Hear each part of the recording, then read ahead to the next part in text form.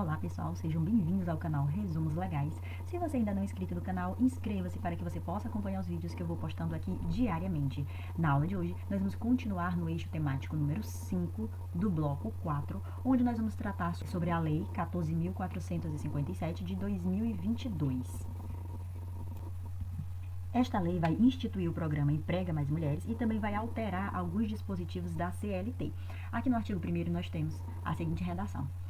Fica instituído o programa Emprega Mais Mulheres, destinado à inserção e à manutenção de mulheres no mercado de trabalho por meio da implementação das seguintes medidas. E aí, a redação vai apontar 7 medidas que vão apoiar a inserção da mulher no mercado de trabalho. Nós temos aqui a primeira medida, que é o apoio à parentalidade na primeira infância.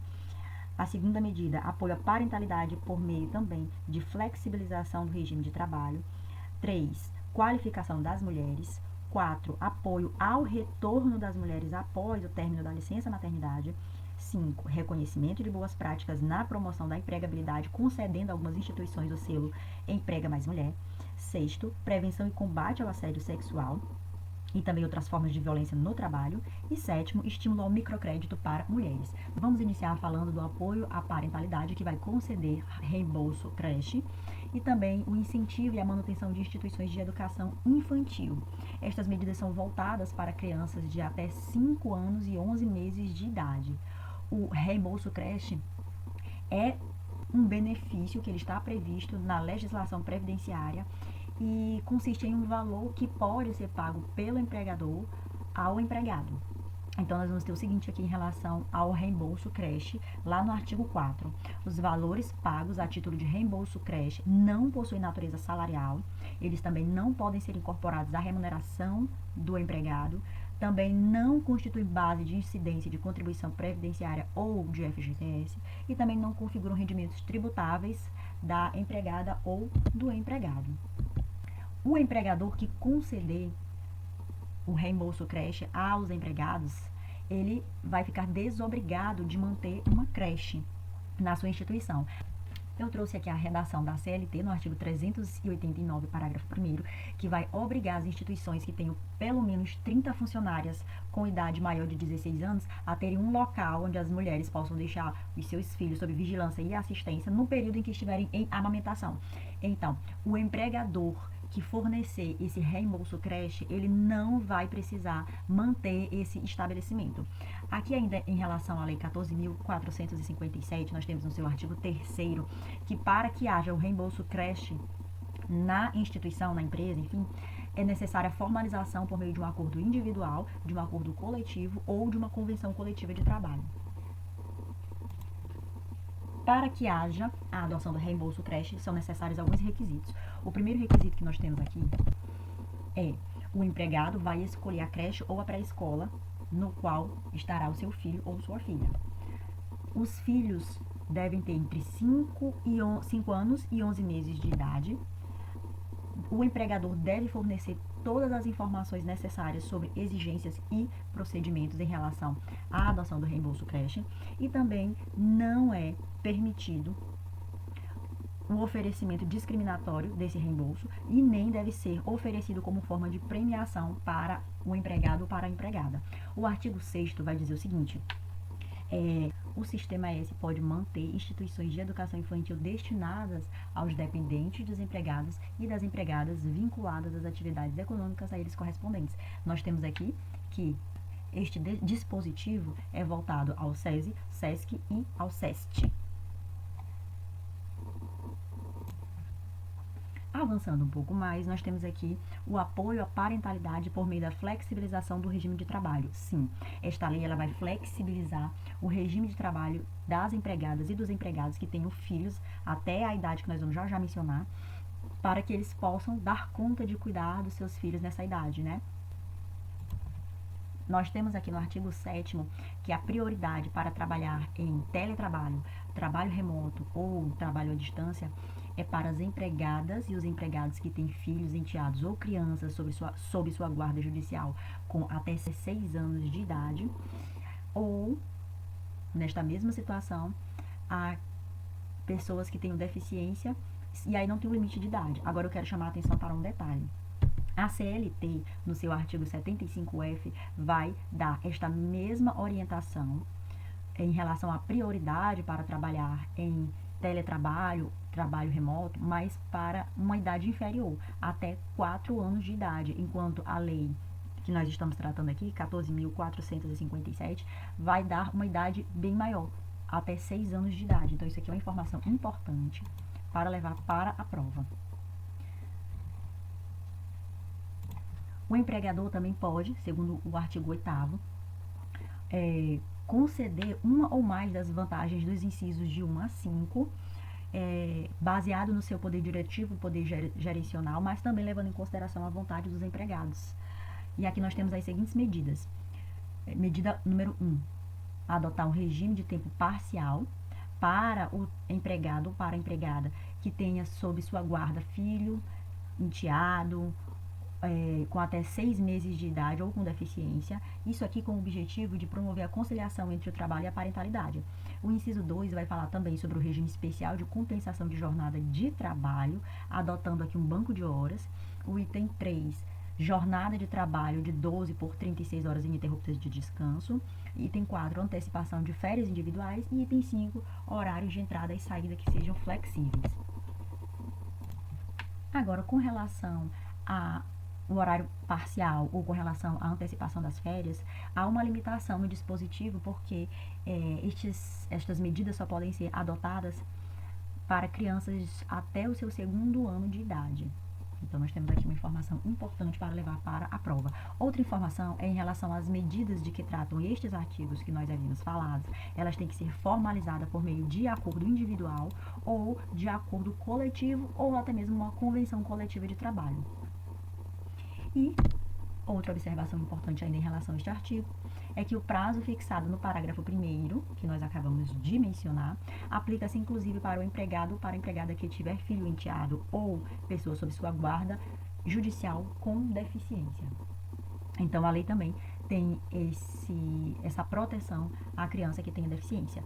No seu artigo 9º, é interessante mencionar que quando o empregado tem horas no banco de horas acumuladas que sejam a favor do empregador, elas serão descontadas das verbas rescisórias. Mas se ele tiver horas acumuladas que sejam ao seu favor, a favor do próprio empregado ou da própria empregada, elas serão pagas justamente com as verbas rescisórias, no caso em que haja aqui uma rescisão do contrato de trabalho. Com relação à antecipação das férias, o empregador ele pode optar por fazer o pagamento do 1/3 das férias após a concessão das férias, até a data em que for devida a gratificação natalina prevista. Avançando, a lei ela vai apontar medidas para a qualificação das mulheres. Basicamente, se dividem em medidas de 2 tipos. A primeira diz respeito à suspensão do contrato de trabalho para a qualificação profissional, e a segunda diz respeito ao estímulo à ocupação das vagas de gratuidade dos serviços sociais autônomos. Vamos analisar cada uma delas. Suspensão do contrato de trabalho para qualificação profissional. O artigo 15, ele vai tratar do seguinte: a empregada pode fazer uma requisição formal dizendo que pretende fazer uma qualificação profissional.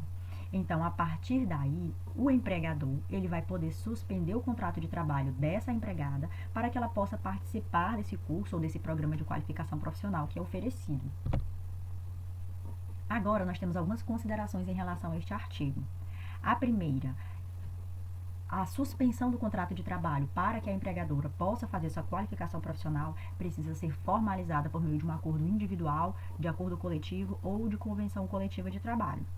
O parágrafo 2º vai falar do seguinte: os cursos e os programas de qualificação, eles devem priorizar a ascensão profissional da empregada ou devem ser voltados para a área com baixa participação feminina. Aí ele vai dar o exemplo, né? Ciência, tecnologia, desenvolvimento e inovação. Vai acontecer também de a empregada fazer jus a uma bolsa de qualificação profissional. Essa bolsa, ela é concedida pelo Fundo de Amparo ao Trabalhador. Então, não é o empregador que vai oferecer essa bolsa de qualificação profissional para a empregada. Mas pode acontecer, segundo o parágrafo 4º, de o empregador oferecer uma ajuda compensatória mensal, mas ela não tem natureza salarial. Então, isso aqui não é uma obrigação do empregador. É uma faculdade. Ele decide se ele vai pagar essa ajuda compensatória para a empregada ou não. E por fim, nós temos aqui o parágrafo 5º, que ainda faz uma relação aqui com a Bolsa de Qualificação Profissional, onde diz que o empregador deve encaminhar ao Ministério do Trabalho os dados referentes às empregadas que terão esse contrato de trabalho suspenso. Agora, o parágrafo 6º vai dizer o seguinte: se ocorrer durante o período de suspensão do contrato de trabalho ou até nos 6 meses depois dessa suspensão, quando a empregada retornar ao trabalho, se ocorrer a dispensa dela, o empregador, ele vai, além de pagar as parcelas indenizatórias devidas à empregada, também vai pagar uma multa no valor mínimo de 100% sobre o valor da última remuneração da empregada. Mas o valor exato, no mínimo é 100%, mas o valor exato vai ser estabelecido em uma convenção e um acordo coletivo. Então, a redação é a seguinte: parágrafo 6º. Se ocorrer a dispensa da empregada no transcurso do período de suspensão ou nos 6 meses subsequentes ao seu retorno ao trabalho, o empregador pagará à empregada, além das parcelas indenizatórias previstas na legislação, multa a ser estabelecida em convenção ou em acordo coletivo, que será de, no mínimo, 100% sobre o valor da última remuneração mensal anterior à suspensão do contrato de trabalho. Chegamos agora à segunda medida para a qualificação das mulheres, que diz respeito ao estímulo à ocupação das vagas de gratuidade nos serviços autônomos. Aqui é o seguinte: mediante alguns ajustes e parcerias com a União, estas entidades do Sistema S podem implementar medidas que vão estimular a matrícula de mulheres nos cursos de qualificação. Se isso acontecer, esses serviços nacionais de aprendizagem, do Sistema S, vão desenvolver ferramentas de monitoramento e também de estratégias para a inscrição e a conclusão dos cursos por mulheres. E aí, novamente, a lei vai destacar as áreas em que se dão essa atenção especial, que são áreas de ciência, de tecnologia, desenvolvimento e inovação. O parágrafo 2º, ele vai dizer o seguinte: esses cursos são priorizados para mulheres que são hipossuficientes, vítimas de violência doméstica e familiar e que tenham registro de ocorrência policial. Chegamos agora em uma outra medida que vai tratar do apoio ao retorno ao trabalho após o término da licença maternidade. Nós vamos ter aqui duas medidas que a lei nos traz. A primeira é suspensão do contrato de trabalho de pais empregados, aqui realmente é pais, e flexibilização da programação da licença maternidade da empresa cidadã. No artigo 17, nós vamos ter o seguinte: o empregado vai fazer uma requisição formal ao empregador e ele poderá suspender o contrato de trabalho do empregado que tenha um filho cuja mãe tenha encerrado o período de licença maternidade. Agora vamos lá, vamos explicar direitinho isso aqui. Quando a mãe encerrar o período de licença maternidade e retornar para o trabalho, o pai poderá fazer uma requisição formal para suspender o contrato dele. Mas para quê? A lei vem trazer a finalidade. Inciso 1º, prestar cuidados e estabelecer vínculos com o filho. Então, primeiro a mãe tirou o período de licença, maternidade, agora o pai vai ficar afastado do seu trabalho, do seu emprego, por meio da suspensão do contrato, para prestar esses cuidados e também para estabelecer vínculos com os seus filhos. Inciso 2º, acompanhar o desenvolvimento dos filhos. E inciso 3º, apoiar o retorno ao trabalho de sua esposa ou companheira. Vamos agora às especificações dos parágrafos seguintes. O parágrafo 1º vai dizer que a suspensão desse contrato de trabalho vai ocorrer por meio da participação no curso em programa de qualificação profissional que seja oferecido pelo empregador. Então, nós vamos ter aqui também a mesma situação lá referente à suspensão do contrato de trabalho da empregada, agora também aplicado ao pai, E essa suspensão também precisa ser formalizada por meio de um acordo individual, de acordo coletivo ou de convenção coletiva de trabalho. Importante que esses parágrafos seguintes, eles têm uma certa relação, até mesmo em relação à redação com os parágrafos e o artigo de suspensão do contrato de trabalho das empregadas. Vamos lá para o parágrafo 2º. A suspensão do contrato de trabalho será efetuada após o término da licença maternidade. Então, isso aqui é uma exigência da lei. O pai empregado só vai poder suspender o contrato de trabalho dele com a finalidade que a lei apontou lá nos 3 incisos que nós vimos aqui, após o término da licença maternidade da esposa ou da companheira. O parágrafo 3º vai apontar que O curso ou a qualificação profissional deve ser oferecido pelo empregador e que ele terá uma carga horária máxima de 20 horas semanais, que ele tem que ser oferecido na modalidade não presencial, na modalidade à distância, e que tem que ser de uma forma assíncrona, justamente para que possa cumprir a finalidade dos incisos que nós vimos aqui anteriormente, no slide anterior. O parágrafo 4º vai dizer que a limitação que se encontra lá na CLT, que diz respeito a que a licença não pode ser oferecida mais de uma vez no período de 16 meses, essa limitação não se aplica à suspensão do contrato de trabalho de que trata este artigo. Aqui no parágrafo 5º vai falar sobre a bolsa de qualificação, que é custeada pelo Fundo de Amparo ao Trabalhador. Também vai falar que o empregador pode conceder ao empregado uma ajuda compensatória mensal sem natureza salarial, mas isso aqui fica a critério do empregador.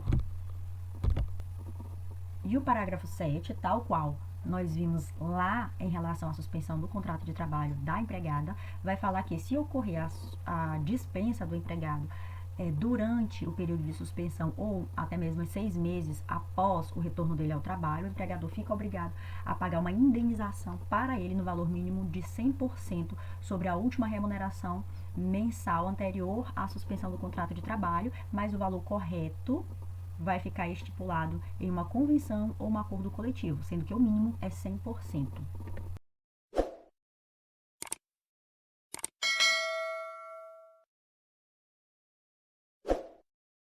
Olá pessoal, sejam bem-vindos ao canal Resumos Legais. Se você ainda não é inscrito do canal, inscreva-se para que você possa acompanhar os vídeos que eu vou postando aqui diariamente. Nós estamos em uma sequência de vídeos voltadas para o concurso CNU, Concurso Nacional Unificado, mais especificamente estamos tratando do bloco 4. E na aula de hoje nós vamos abordar a continuação da Lei 14.457 de 2022, que vai tratar de tornar um ambiente de trabalho mais seguro, saudável e livre de violências, especialmente para mulheres. Antes de avançar, eu só quero destacar a importância de você estudar em um ambiente que seja adequado, que lhe proporcione conforto para que você possa extrair o melhor do conteúdo e garantir a sua concentração. Então, eu separei alguns itens importantes que vão contribuir no seu processo de aprovação no concurso público. Dá uma olhadinha aqui na descrição e clica nos links que eu separei para vocês. Eu tenho certeza que vocês vão adorar. Avançando, estamos aqui na parte 2 da nossa Lei 14.457 e nós estamos tratando agora dos deveres do empregador. Vamos lá, nesses 3 incisos, falar quais são os deveres que o empregador tem no que diz respeito à suspensão do contrato de trabalho do empregado. Vamos lá para o inciso número 1. É dever do empregador dar divulgação aos seus empregados sobre a possibilidade de eles apoiarem o retorno de suas esposas ou de suas companheiras quando terminar o período de licença maternidade delas, para que ele possa, o empregado, suspender o seu contrato de trabalho. Inciso 2. É dever do empregador orientar sobre quais são os procedimentos necessários para que seja firmado um acordo individual de suspensão do contrato de trabalho com a qualificação. Inciso 3º. É dever do empregador promover ações periódicas de conscientização sobre parentalidade responsiva e igualitária para impulsionar a adoção da medida pelos seus empregados. E lá no artigo 19, vai dizer que o empregador deve encaminhar ao Ministério do Trabalho os dados que são referentes aos empregados, para que eles possam ter o seu contrato de trabalho suspenso e assim apoiar o retorno de suas esposas ou de suas companheiras ao término de suas licenças maternidade. Avançando, temos aqui agora algumas alterações no programa Empresa Cidadã. O artigo 20 vai dizer que a Lei 11.770 de 2008 passa a vigorar da seguinte forma. Veja bem como ficou, na verdade, o artigo 1º da lei em questão. Lá no seu parágrafo 3º diz que a prorrogação de que trata o inciso 1º do caput deste artigo poderá, veja bem, o emprego do verbo poderá ser compartilhada entre a empregada e o empregado requerente. Agora olha a ressalva. Desde que ambos sejam empregados de pessoa jurídica aderente ao programa e que a decisão seja adotada conjuntamente. Veja o parágrafo 4º. Na hipótese prevista no parágrafo 3º deste artigo, a prorrogação poderá ser usufruída pelo empregado da pessoa jurídica que aderir ao programa somente após o término da licença maternidade, desde que seja requerida com 30 dias de antecedência. Veja que essa daqui é uma nova redação da lei. Outra alteração que a lei traz é em relação à substituição do período de prorrogação da licença maternidade, de que trata lá o inciso 1º, pela redução da jornada de trabalho em 50%.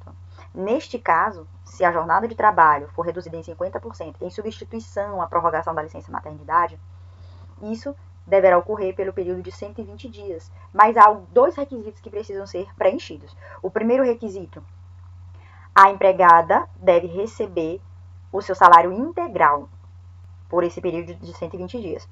E o segundo requisito, deve ser firmado um acordo individual entre o empregador e a empregada, ou entre o empregador e o empregado, que sejam interessados em adotar essa medida de substituição. Veja essa observação. A substituição de que trata o caput deste artigo poderá ser concedida na forma prevista pelo parágrafo 3º do artigo 1º da lei. Veja bem, a própria lei tem mecanismos, tem regras para a formalização desses acordos individuais que eu acabei de citar. Lembre que os empregados, tanto o empregado como a empregada, são as partes mais fracas da relação contratual de trabalho. Então, por conta disso, a lei vai apontar regras para a formalização desses acordos para que eles não saiam prejudicados. O artigo 21 vai dizer que há a opção pelo acordo individual para formalizar as medidas previstas no artigo 3º, no parágrafo 2º do artigo 8º, no parágrafo 1º do artigo 15 e no parágrafo 1º do artigo 17 desta lei, somente poderá ser realizada da seguinte forma. Quais são essas medidas, antes de avançar, para a gente ver como é que será realizado, quais são os requisitos? O artigo 3º vai falar sobre a implementação do reembolso creche. O artigo 8º vai falar sobre medidas de flexibilização da jornada, falando sobre as medidas de que trata esse artigo que deverão ser formalizadas por meio de acordo, que é o que nós vamos ver logo mais. Artigo 15, parágrafo 1º, vai falar sobre a suspensão do contrato de trabalho. E o artigo 17 vai falar também sobre a suspensão do contrato de trabalho, só que do empregado, enquanto o anterior fala sobre a suspensão do contrato de trabalho da empregada. Veja o que a lei fala, veja o que a lei aponta. Inciso 1º, nos casos de empresas ou de categorias de trabalhadores para as quais não haja acordo coletivo ou convenção coletiva de trabalho celebrados. Então, se não houver acordo coletivo ou convenção coletiva de trabalho, deve haver esse acordo individual. Mas e se houver esse acordo ou essa convenção coletiva? Se eles já existirem, mas se o acordo individual a ser celebrado contiver medidas que sejam mais vantajosos para o empregado ou para a empregada, então deve ser celebrado um acordo individual. O artigo 22 vai dizer que nesses acordos sempre serão levados em conta a vontade expressa da empregada ou do empregado beneficiado pelas medidas de apoio ao exercício da parentalidade. Veja bem que aqui está se referindo à priorização das vagas do regime de teletrabalho, trabalho remoto ou trabalho à distância, em relação a essas medidas de flexibilização e de suspensão do contrato de trabalho. Agora vamos avançar no artigo 23 para as medidas de prevenção e de combate ao assédio sexual e outras formas de violência no âmbito do trabalho. Questão de concurso, que eu já vi por aí, é que a CIPA, como ela era conhecida até o advento desta lei, agora passa a chamar-se Comissão Interna de Prevenção de Acidentes e de Assédio. Então agora a CIPA adquire mais esta função em relação à prevenção ao assédio no trabalho. E o artigo 23 vai dizer que a promoção de um ambiente laboral sadio e seguro e que favoreça a inserção e a manutenção das mulheres no mercado de trabalho, as empresas com CIPA deverão ser adotadas as seguintes medidas, além de outras que sejam necessárias. As medidas apontadas são essas, que, veja bem, são apenas um rol exemplificativo, porque a lei aponta a possibilidade de haver outras que sejam mais adequadas e mais necessárias.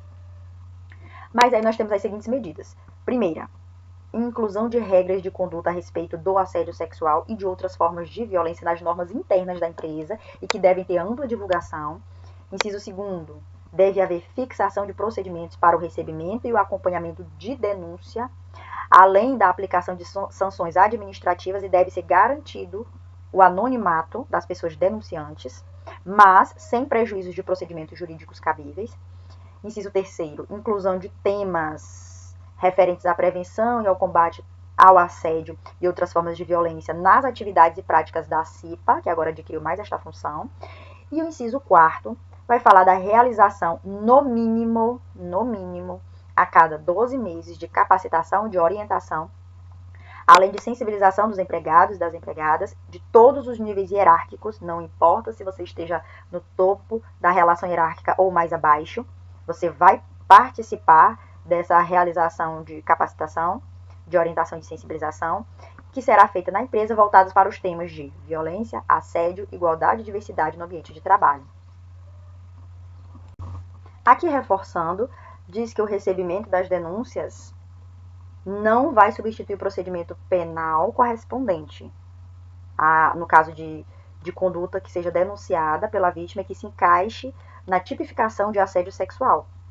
Então, tem lá o procedimento que ele é da empresa e tem o procedimento que ele já é no âmbito penal. Então, não se misturam, né? Parágrafo 2º, o prazo para adoção das medidas previstas nos incisos que nós acabamos de ler, 1º, 2º, 3º e 4º, é de 180 dias após a entrada em vigor desta lei. A lei também vai falar sobre o selo Emprega Mais Mulher. Lá no artigo 24 vai dizer que fica instituído o selo Emprega Mais Mulher e vai dizer alguns objetivos desse selo. Para que ele serve? Basicamente, ele vai reconhecer as empresas que se destacam pela manutenção e pelo desenvolvimento de creches e pré-escolas, que vão atender às necessidades dos seus empregados e das suas empregadas. Também tem o objetivo de reconhecer boas práticas de empregadores. Aí, que boas práticas são essas? Quais são os outros objetivos relacionados a isto? O estímulo e a contratação ou ocupação de postos de liderança e a ascensão profissional de mulheres, principalmente naquelas áreas que nós já falamos, onde tem pouca participação da mulher. Ciência, tecnologia, desenvolvimento e inovação, bem como a divisão igualitária das responsabilidades parentais. Além disso, promoção da cultura de igualdade entre homens e mulheres, também acordos flexíveis de trabalho, bem como aquelas empresas que fazem a concessão de licença para homens e para mulheres, que permitam o cuidado e a criação de vínculos com os seus filhos. Além disso, efetivo apoio às empregadas, no caso daquelas pessoas que estejam sofrendo assédio, violência física ou psicológica, ou para qualquer violação dos seus direitos no ambiente do trabalho. E, por último, a implementação de programa de contratação de mulheres desempregadas em situação de violência doméstica e familiar e de acolhimento e de proteção às suas empregadas em situação de violência doméstica e familiar. Parágrafo 2º vai dizer também que, para fins do disposto neste artigo, consideram-se violência doméstica e familiar contra a mulher as ações ou as omissões previstas no artigo 5º da Lei Maria da Penha, que eu já trouxe aqui para vocês separado. Pausem o vídeo, deem uma olhadinha, já deixei separadinho aqui, mas não vamos fazer a leitura, porque é uma outra situação, é uma outra lei, mas é importante ler e ficar a par de quais são essas outras formas de violência contra a mulher. Artigo 25. As microempresas e as empresas de pequeno porte vão ter estímulos creditícios adicionais.